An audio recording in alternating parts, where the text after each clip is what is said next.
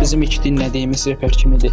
Hüseyn Dərya yadıma gəlir, uşaq idim, amma adi qəzetlərdə dinləyirdik. Var idi bəzi sözlər, sonra məsələ bənzər oldu. Məsələn, bizim məhlə sizin məhlə isə fərqlə.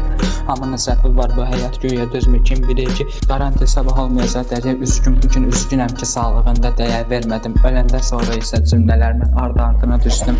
Qələmim küskün, bugün düzgəz kimi düzgün ola bilməz bu cür hisslər mənə düzgün başa düşsə və bilirsən ki, bu ithaf mənə bir qort kimi bir şey. O zaman sən mənim qəlbimdə yanan boğdu görərsən.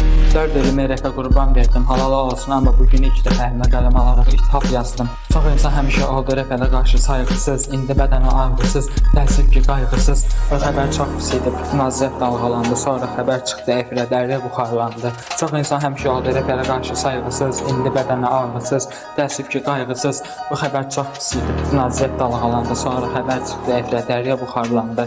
Və burada hamı zərbə, Hüseyn Dərya narkomandı, sanki başqa dinlədiklərimiz qəhrəmandı. Çox insan Dərya haqqında çox söz deyə bilər, reper avara kasıb yetim, hətta narkoman da ola bilər. Repi səninlə sevdi, kəfənləri dinləməklə, treplərini biraz da olsa da əzbər deməklə, bir də çoxumuz uşaqlıqda eyni rəqəbə daşıdı Dərya.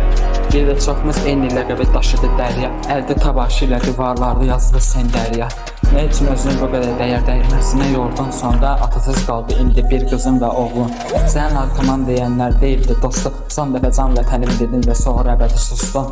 Əlvida qoca reper, biz səni unutmarıq, nə də olsa axı biz sənin səsini böyüyən uşaqlarıq. Bunu bildim özümə borc, ziyarət və yazılayı tap, əlvida nur içində yat, gələcək olma narahat.